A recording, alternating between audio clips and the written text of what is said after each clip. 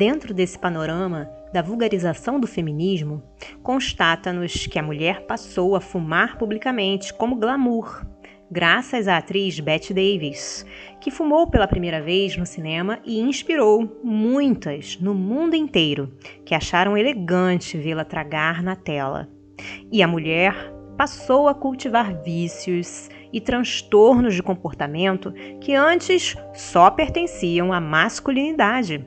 No entanto, do ponto de vista fisiológico, o homem é mais resistente a essas agressões ao corpo do que o ser feminino. Por mais que a mulher queira masculinizar-se, continuará com as características específicas do gênero a que pertence. O que é uma bênção, porque ela pode desenvolver o sentimento de ternura que só a maternidade expressa com tanta profundidade. Em suma, cada um deve exercer o papel correspondente ao seu gênero. E se afirmamos que ser homem não é ser brutal e agressivo, ser mulher também não é tornar-se erótica e sem respeito pela própria imagem, mas vivenciar um sentimento de doçura e fragilidade que é mais forte do que todas as forças. Quando a mulher engravida, sofre muitas modificações fisiológicas, afetivas e emocionais. Alguns homens revelam dificuldade em compreender este processo, ocasionando desentendimentos entre os casais e até o surgimento de envolvimentos extraconjugais por parte do marido.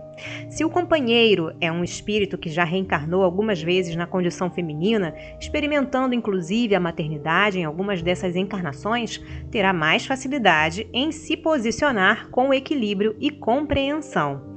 Portanto, um ser masculino de hoje, que no passado foi mulher, foi esposa e exerceu a maternidade, ao retornar agora, será um homem mais dócil e compreensivo, o que não quer dizer que será piegas, mas uma pessoa que entende que, em vez de uma conduta machista, terá um comportamento mais humanizado na relação a dois. De igual modo, o indivíduo que no passado exerceu a paternidade responsável e se desincumbiu com o êxito dos deveres do lar, se retornar o palco da vida na condição feminina, será uma pessoa terna e afável por influência dos hormônios e dos padrões culturais relacionados à sua armação individual, mas será uma mulher com notável energia e vigor psicológico, revelando-se alguém que sempre sabe o que deseja alcançar e que não vacila diante de qualquer decisão a tomar, uma consequência natural da sua experiência masculina anterior. Conheci na Terra muitas esposas que se esqueceram de si mesmas para acompanharem os maridos. Merece destaque a extraordinária Amélie Gabrielle Boudet, a suave Gabi, esposa de Allan Kardec. Ela era miniaturista, uma artista de enorme talento. Ganhou um prêmio literário quando apresentou ao mundo o seu livro Contos Primaveris. Essa mulher extraordinária silenciou a sua voz para que o marido cantasse a melodia do Consolador. Ela providenciava tudo o que era necessário para que ele tivesse tranquilidade na hora de escrever, de trabalhar as difíceis questões sobre a vida e a espiritualidade.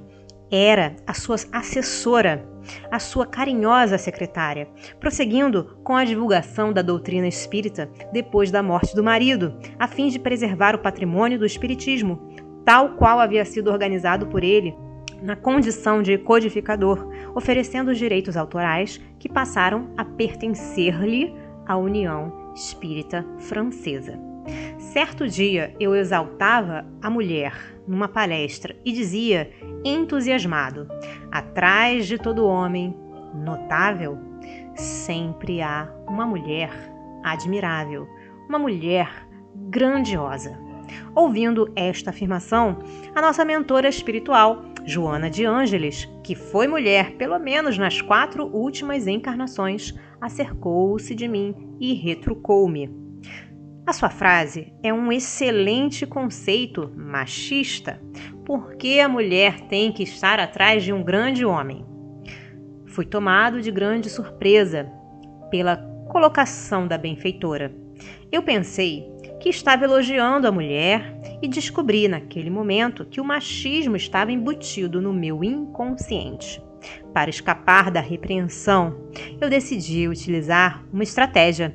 Na mesma hora em que ela me chamou a atenção, eu completei em voz alta, continuando a palestra.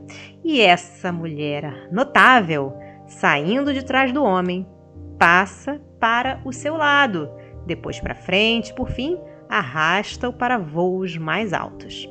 A estratégia deu certo. Eu acabei reabilitando-me, colocando a mulher no lugar de destaque merecido. Era natural que a benfeitora fizesse uma observação sobre a minha frase. Em sua reencarnação como Juana Inés de la Cruz, no México, ela foi a primeira feminista das Américas. Mas Joana ainda adicionou uma bela explicação que vale a pena reproduzir. É verdade, meu filho, a mulher conduz o homem desde o momento em que lhe dá a vida, pois quando o carrega no ventre e quando o coloca no colo, a mãe está atrás dele, até o instante em que, no mundo espiritual, após a desencarnação, ela o arrasta, a fim de que ele conclua com êxito a sua tarefa. O que mais eu poderia dizer após um argumento como esse? Ao pensarmos nas questões relacionadas aos gêneros masculino e feminino, reconhecemos que Allan Kardec foi o primeiro autor a escrever sobre os direitos do homem e da mulher, dando a esta última a dignidade que merece. A partir daí, diversos autores se debruçaram sobre o tema para dar outras contribuições ao pensamento. Mesmo que filósofos e escritores tenham reconhecido a grandeza da mulher na tradição religiosa em vigor, ela continuava não tendo alma.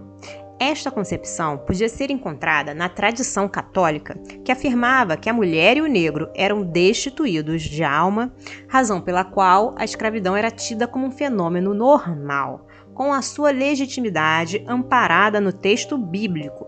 Por isso, quando os navios negreiros zarpavam dos portos africanos, quase sempre eram abençoados por um bispo, que rezava a Deus para que o transporte da carga animal fosse bem sucedido, a fim de servir aos senhores brancos no eito da escravidão. Esta é a tragédia da evolução moral, na qual vigoram a ignorância e a barbárie das ideias humanas, e um fenômeno que reflete a projeção do ego, a inferioridade espiritual e o domínio da força sobre a razão.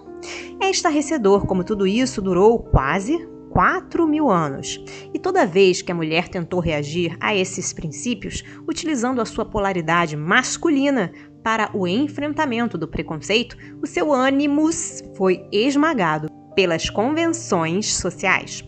E ela permaneceu com o que lhe restou: assumir a postura ânima, resignação e doçura, que acabou desaguando na submissão, aceitação irrestrita, no complexo de inferioridade e no masoquismo.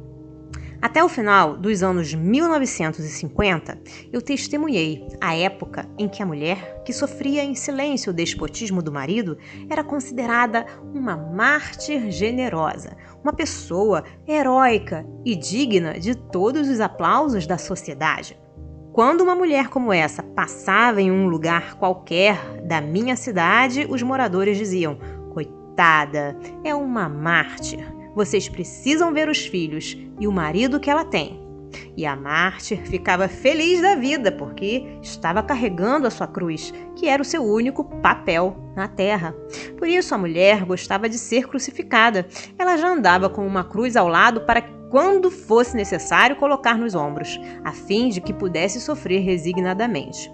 Desta forma, a mulher ainda ficou escrava do homem e das suas convenções sociais até os anos 1950, quando foi publicado um documento conhecido como Relatório Kinsey, que demonstrou que a mulher era mártir dos homens, sendo obrigada a não sentir prazer na relação sexual. E mesmo que sentisse, não deveria demonstrar, para não dar ao marido a ideia de que era pervertida, como se ter sensações e emoções representasse perversão. Era como se o homem considerasse que a mulher não tinha o direito de ser humana. Mais tarde, em 1963, uma uma norte-americana chamada Beth Friedan lançou a obra mística feminina que pretendia contribuir para a libertação da mulher nos Estados Unidos. As duas obras desmascararam a hipocrisia social e estimularam o movimento de emancipação feminina. O movimento cresceu tanto que, depois de tantos milênios de repressão sexual, era natural que a mulher enveredasse pelos excessos já praticados pelos homens, tornando-se uma verdadeira competidora por não saber vivenciar a liberdade sexual saudável. Quando vemos uma pessoa que pratica musculação ou fisiculturismo, se olharmos de relance, poderemos não saber se é homem ou mulher.